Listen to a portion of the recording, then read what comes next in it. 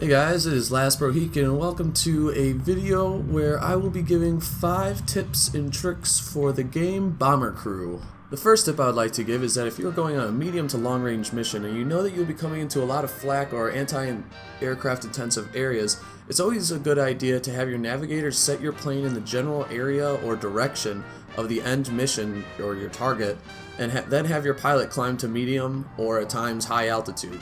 You may not have the vision of the ground that your navigator would otherwise need to operate at a low altitude level, but it can help a ton by allowing your plane to avoid flak until you get to the mission. Just remember to dip down into lower altitude from time to time if you aren't sure where you are. My second tip is that, in my opinion, the best gun to use against enemy ace pilots is the 50 caliber. And I have found that putting one at the nose tip or at the top of your plane are going to be your best bets. The 50 caliber adds a shocking amount of firepower, albeit at the expense of a reduced magazine count. But if you can spot your ace nemesis before he closes in, your 50 caliber can put a ton of damage on him and even help you win the fight. My third tip, and this is probably the most important one in terms of your survivability, has to do with your pilot.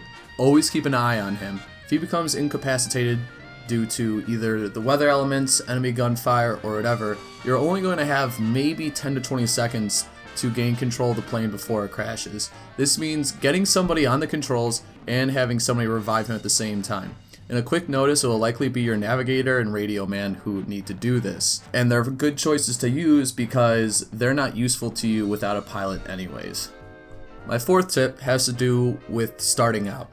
In the earlier missions, always try your best to get all of the extra photo reconnaissance side missions that will pop up periodically when you're flying over enemy territories. These photo reconnaissance missions can have a huge boost to your cash flow by the end of the mission, and they can always help out with getting better stuff early on and outfitting your plane as you go into the harder missions. Later on, it may be tougher and tougher to do these because sometimes they're way out of range of what your target missions are, or there's just too much enemy and flak power between your primary mission and the photo reconnaissance. So that's why in the beginning, it's always good to pick these up. My last and final tip has to deal with the med packs. Make sure you have the bulk of your med packs located at the back of the plane. Considering this is where your gun nests are, it's going to be your gunners that are going to be taking the brunt of the damage against enemy warplanes. And if one of them goes down, you're going to really begin to feel the enemy damage when no one is responding to it.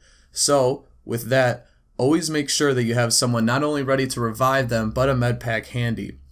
So there's no time to waste in terms of them getting back on the gun or having someone else replace him as the gunner. Alrighty guys, that's all I had for my quick little tips here on the game Bomber Crew. Let me know what you think about them, whether or not they helped you or hurt you. Let me know if you would like to see more of these, and hit subscribe if you are new to the channel. And as always guys, happy gaming gamers.